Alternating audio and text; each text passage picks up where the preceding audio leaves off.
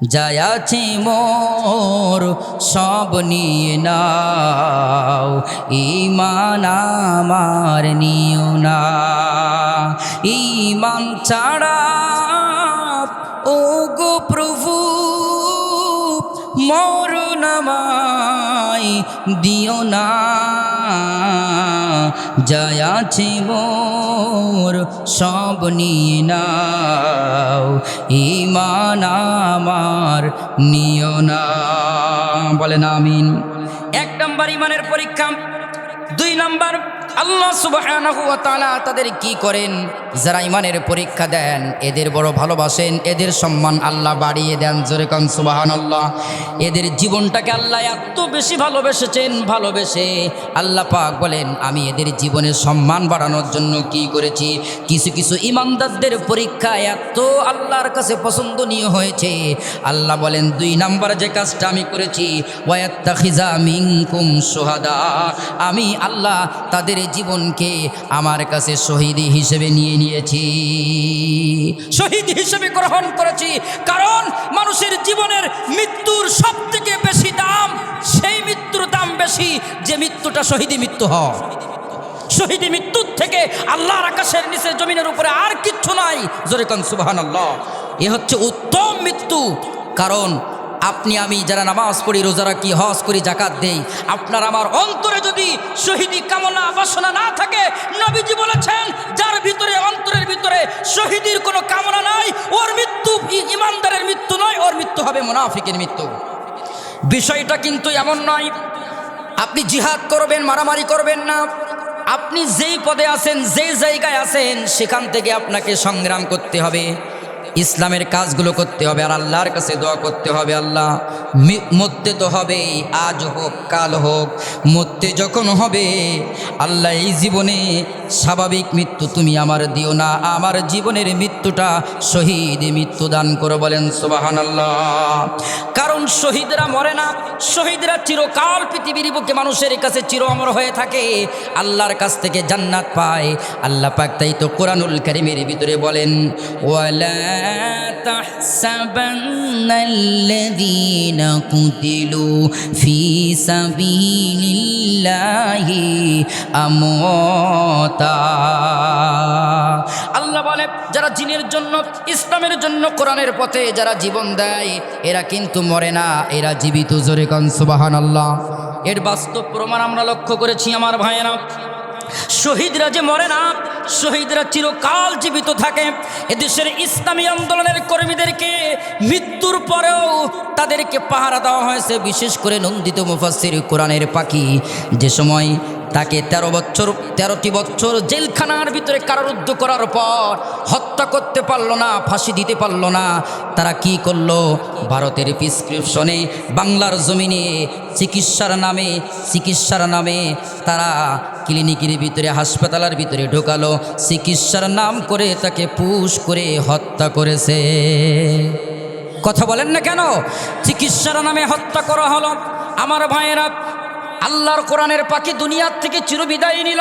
কোরআনের পাখি যে সময় দুনিয়ার থেকে চিরবিদায় নিল, আজকে অনেকের মানুষের এই কথা শুনলে গা জ্বালা করে। আহারে, কোরআনের জন্য দীর্ঘ জীবনটা তিনি শেষ করেছেন, কোরআন প্রচার করেছেন।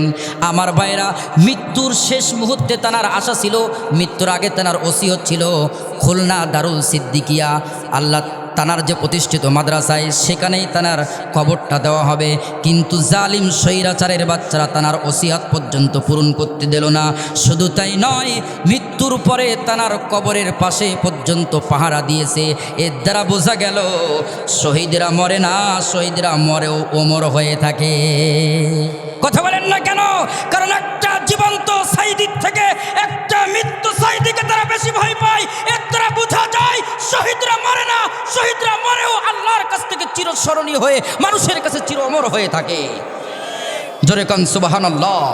আল্লামা সাইদি তুমি মরনি, শহীদ হয়েছ তুমি এটাই জানি। কারাগারে কাটালি 13টি বছর, বাতিল কেঁপেছে তোমায় দেখে থর থর। তুমি যে ছিলে মোদের নয়নমণি, শহীদ হয়েছ তুমি এটাই জানি। কথা বলুন ঠিক না ঠিক? এই বাংলার জমিনে যারা ইসলামপন্থী তাওহীদপন্থী এদেশের নন্দিত মুফাসসিরদের উপর জুলুম করেছে, মুসলমানদেরকে রক্ত ঝরিয়েছে, মুসলমানদেরকে একটার পর একটা শহীদ করেছে, এদেশের যুবকদেরকে যারা শহীদ করেছে, এদেশের হাজারো মাকে যারা সন্তানহারা করেছে, হাজারো স্ত্রীকে যারা বিধবা করেছে, বাংলার জমিনে প্রত্যেকটা হত্যাকাণ্ডর বাংলার জমিনে বিচার করেই ছাড়বে মুসলমানরা। কথা বলেন ঠিক না?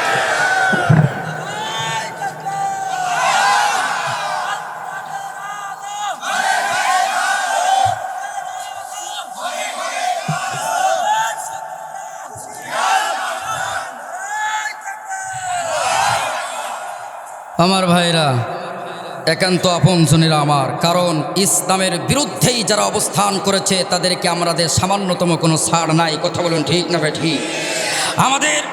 আমাদের আবেগ, আমাদের অনুভূতি, আমাদের ভালোবাসাকে যারা আঘাত করেছে, বাংলার জমিনে মুসলমানদের রক্তে যারা লাল করেছে জমিন, আমরা এক বিন্দু তাদেরকে ছাড় দিতে পারি না।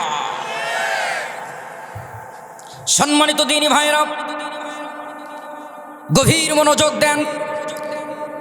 শহীদদের মর্যাদাও অনেক বেশি। আল্লাহ তাআলা শহীদদের স্পেশাল 6টি মর্যাদা দিয়েছেন। 1 নাম্বার, শহীদেরা এই পৃথিবীর বুকে যে সময় মৃত্যুর আগে তাদের শরীর থেকে যে সময় রক্ত পড়ে, রক্ত জমিনে পড়তে না পড়তে তাদের জীবনের গুনাহ আল্লাহ মাফ করে দিয়ে দেয়। 2 নাম্বার, শহীদদের মৃত্যুর আগে আল্লাহর জান্নাত দেখানো হয়। তাই যদি না হতো, আমরা দেখেছি আমার ভাইয়েরা, এদেশে অনেক যুবকেরা ইসলামের পক্ষে নিজের বুকটা টান টান করে দিয়েছেন। ঠিক না ঠিক? মৃত্যু জেনে বুঝে জীবনটা দিতে পারে তারাই যারা আল্লাহর পথে থাকে, যারা জান্নাতটা দেখতে পায়। কারণ এই জীবনটা তারা তুচ্ছ মনে করে, তারা জীবনটা তুচ্ছ মনে করে আল্লাহর জন্য জীবনটা দিয়ে দেয়। 3 নাম্বার, শহীদদের যে সময় লাশটা কবরে দেওয়া হয়, লাশটা দেওয়ার পরে লাশ কবরে দিতে দেরি হয়। শহীদদের লাশ কবরের সঙ্গে জান্নাতের লিঙ্ক করতে কোনো দেরি হয় না। জোরে কোন সুবহানাল্লাহ। 4 নাম্বার, এই শহীদদেরকে আল্লাহ তাআলা স্পেশালভাবে একটা জান্নাত দান করে দিয়ে দেয়। সুবহানাল্লাহ বলেন। 5 নাম্বার, শহীদদেরকে আল্লাহ হুর দান করেন। 6 নাম্বার, স্পেশাল পাওয়ার দেওয়া হয় শহীদদেরকে।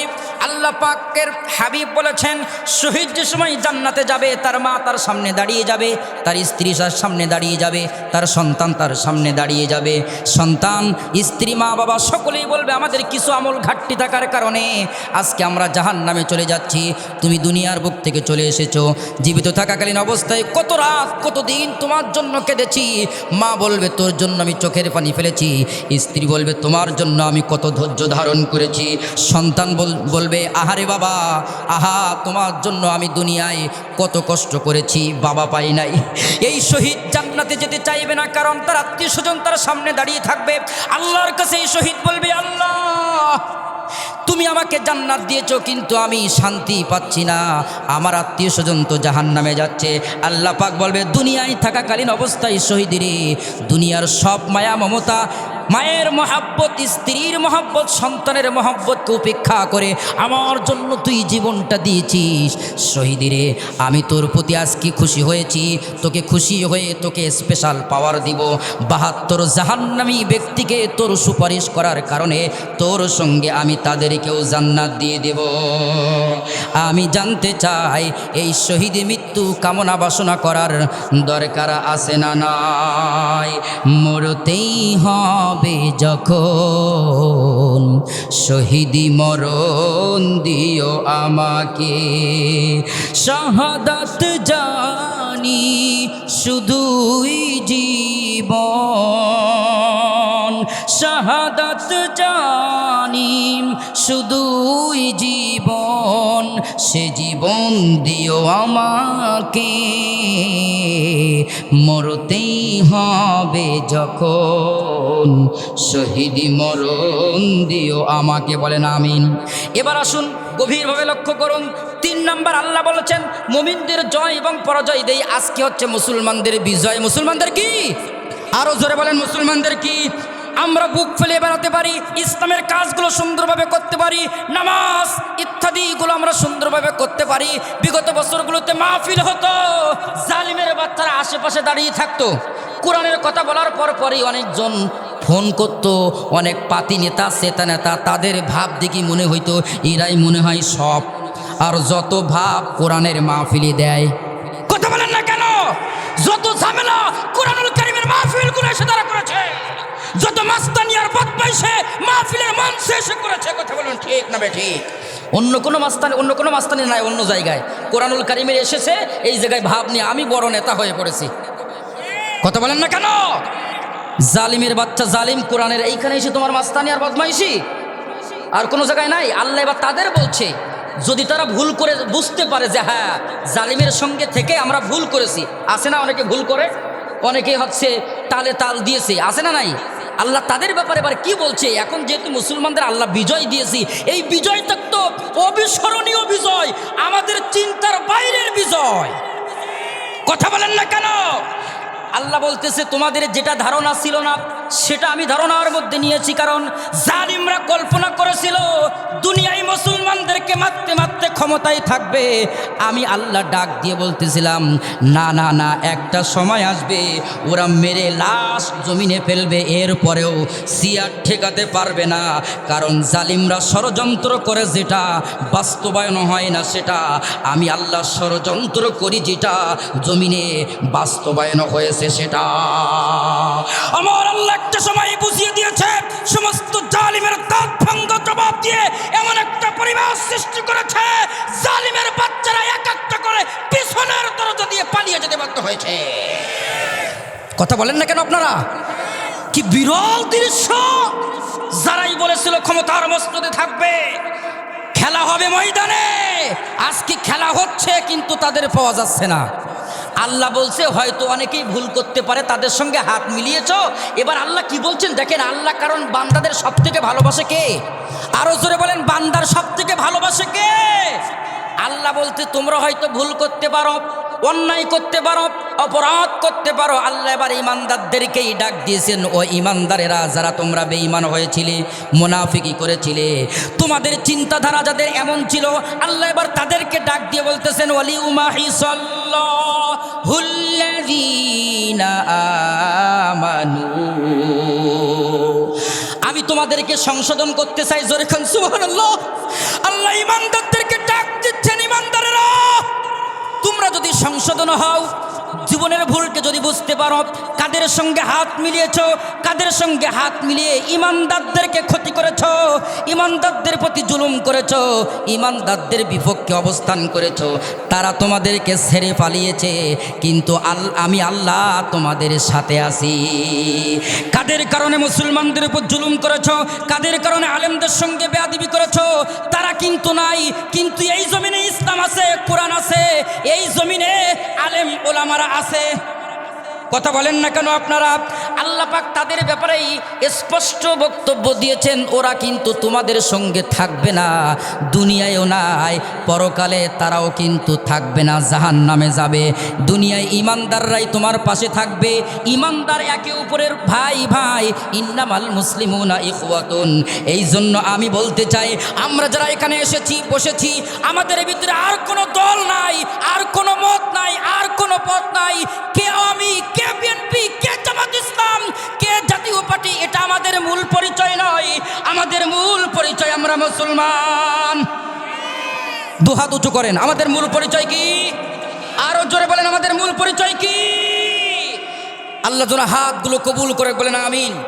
আরো জোরে বলেন আল্লাহুম্মা আমিন।